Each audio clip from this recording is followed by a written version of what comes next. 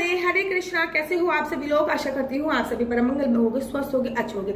अधिक मास चल रहा है। अधिक मास में से वैसे तो बोला जाता है कि अधिक मास में किसी भी तीर्थ स्थल पे अवश्य जाओ।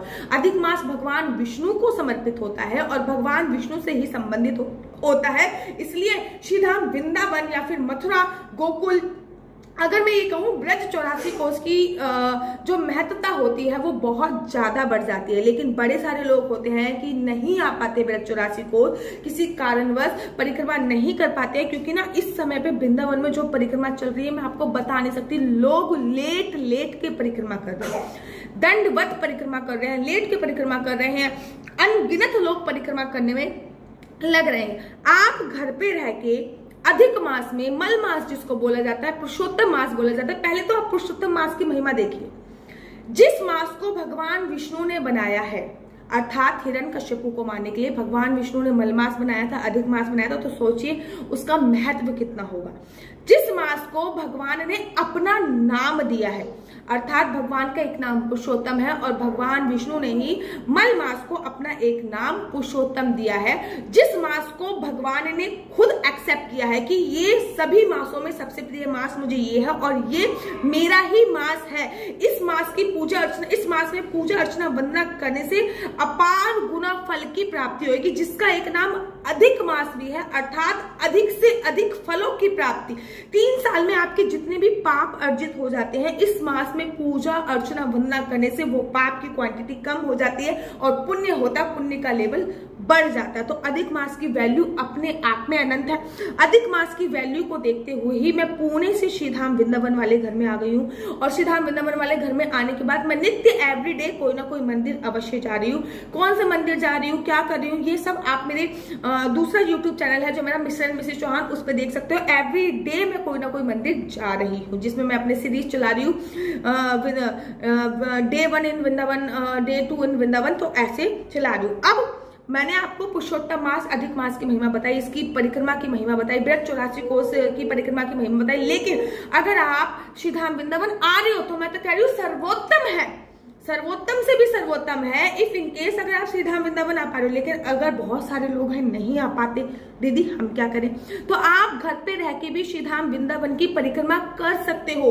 कैसे कर सकते हो आज मैं आपको वही बता रही हूँ।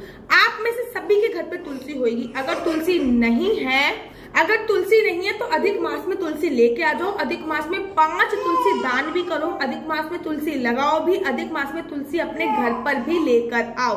वैसे अगर तुलसी है तो सर्वोत्तम है, नहीं है तो लेकर भी आओ और दान भी करो। अधिक मास से कम 5 तुलसी के पौधे दान अवश्य और अवश्य आपको करने चाहिए। उसके बाद आपके घर पे लड्डू गोपाल तो होंगे ही। अगर लड्डू गोपाल नहीं है तो जुगल जोड़ी सरकार होएगा। अगर जुगल जोड़ी सरकार भी नहीं है तो फिर आप खाली तुलसी की या फिर शालिग्राम जी होंगे। अगर इनमें से कोई भी विष्णु भगवान से संबंधित कोई भी अवतार आपके घर में है तो उसको आपको तुलसी माता के पास रखना है या तुलसी माता के अंदर भी रख सकते हैं। जैसे गमले में लड्डू गोपाल को आपने बिठा दिया, गमले में आपने लड्डू गोपाल को बिठा दिया, तुलसी माता के गमले के अंदर ही बैठा दिया, हाँ ठीक है। उसके बाद आपको तुलसी की परिक्रमा करनी है। कम से कम 4 और ज्यादा से ज्यादा आप जितनी भी परिक्रमा कर सकते हो उतनी परिक्रमा करो।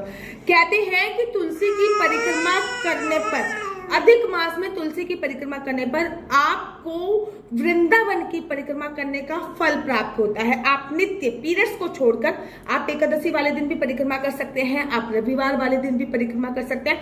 केवल और केवल आपको छोड़ना है तो केवल और पीरियड्स में आपको तुलसी स्पर्श नहीं करनी, तुलसी की परिक्रमा भी नहीं करनी। अधिक मास में तुलसी का पत्ता खाने का भी विशेष महत्व होता है। तुलसी माता से परमिशन लीजिए, पत्ता तोड़िए और खाइए, पानी के साथ निगल जाइए। मेरी छोटी सी बेटी है, इसको भी मैं पत्ता खिलाती हूँ तुलसी का।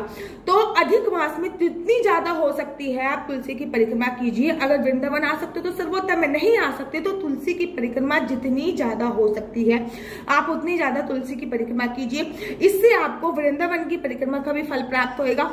अगर आपके घर पे लड्डू गोपाल है तो लड्डू गोपाल को तुलसी पे बिठाइए, फिर परिक्रमा कीजिए, तो आपको विष्णु भगवान और तुलसी माता के साथ में परिक्रमा का फल प्राप्त होगा।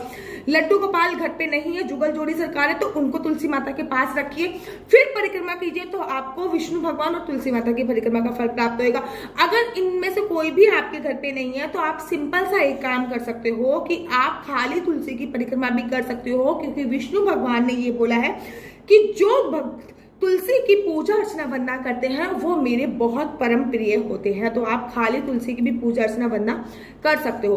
तो तुलसी की केवल पूजा अर्चना वंदना और परिक्रमा करने से आपको वृंदावन की परिक्रमा का फल प्राप्त होगा। और अगर आप अधिक मास पे ऐसे छोटे छोटे उपाय जानना चाहते हो तो मुझे कमेंट्स कीजिए, और आशा करती हूँ आपको मेरी वीडियो अच्छी लगती होगी। अगर आपको मेरी वीडियो अच्छी लगती है तो आप अपना यूट्यूब चैनल हरि बोल को लाइक शेयर सब्सक्राइब करना बिल्कुल भी मत भूलिए। तब तक के लिए मुझे दीजिए इजाजत। राधे राधे, हरे कृष्णा, हरि बोल।